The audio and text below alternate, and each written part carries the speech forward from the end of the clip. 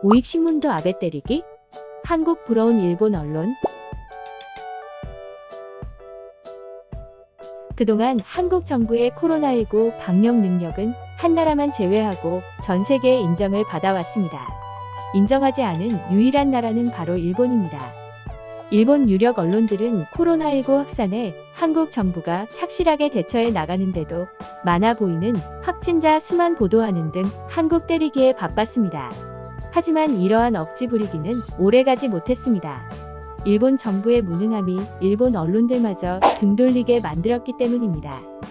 눈 가리고 아웅했던 일본 언론들은 지난달 중순부터 자국 정부의 안이한 코로나19 대응을 비판하며 한국 정부를 칭찬하기 시작했습니다. 이처럼 일본 언론이 한국 정부를 좋게 표현하는 일은 흔하지 않은 경우입니다. 놀라운 사실은 일본 언론이 여기에 더해 한국 정부와 일본 정부를 대놓고 비교 중이라는 것입니다.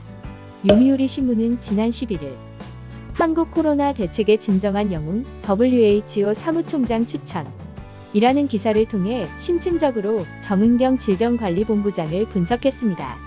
우익 성향인 이 언론은 정은경 본부장에 대해 매일 기자회견을 열고 상황을 차분하게 설명하는 모습이 국민들의 신뢰를 얻고 있는 듯하다고 평가했습니다. 또 첫 여성 질병관리본부장이 되기까지의 과정을 소개한 후 1시간보다 더 잔다. 항상 주위에 감사하고 있다 등 유명했던 정은경 본부장의 언급을 실었습니다. 신문은 발빠른 대응이 가능한 사령탑과 정은경 본부장의 강력한 리더십을 방역 성공 이유로 꼽았으며 세계보건기구 차기 사무총장으로 추천하는 청와대 국민청원에도 겸손했던 그의 모습을 같이 전했습니다. 특히 상설 감염병 전문 대책 조직인 질병관리본부에 대한 설명에서는 전문 기관이 없어 코로나19에 대응하지 못하고 있는 일본의 상황을 우회적으로 비판하기도 했습니다. 현재 일본에서 한국의 질병관리본부 역할을 하는 곳은 후생노동성 산하인 국립감염증명고소입니다. 그러나 국립감염증명고소의 업무는 감염자가 증가하는 지역에 전문가를 파견해 조언하는 정도일 뿐 대책을 실행하거나 결정할 권한은 없습니다. 질병관리본부처럼 밀접 접촉자를 찾기 위해 경찰청에 협력을 요청하거나 식품의약품안전처에 진단키트를 빨리 승인하도록 요구할 자격이 없기 때문입니다.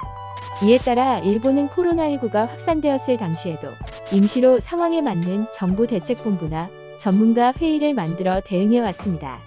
당연히 사슬을 겪으면서 조직적인 질병관리본부 체계를 갖추게 된 한국 정부와 똑같이 대응하기에는 역부족인 것입니다. 이와 관련하여 미혼계이자의 신문은 한국의 코로나19 방역 성공 열쇠를 질병관리본부라고 밝히며 반대로 아무 힘이 없는 국립감염증명고소를 지적했습니다.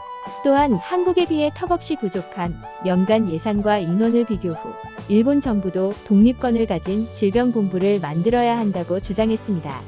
그러면서도 새로운 조직이 생긴 뒤 후생 노동성과 가깝게 교류한다면 그 조직은 아무 의미가 없게 될 것이라고 우려했습니다.